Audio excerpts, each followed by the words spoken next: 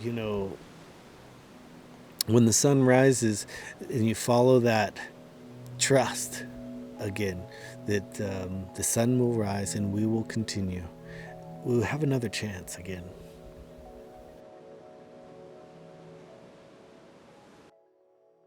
We do a lot for the participants, but what we're giving back to the place is super important.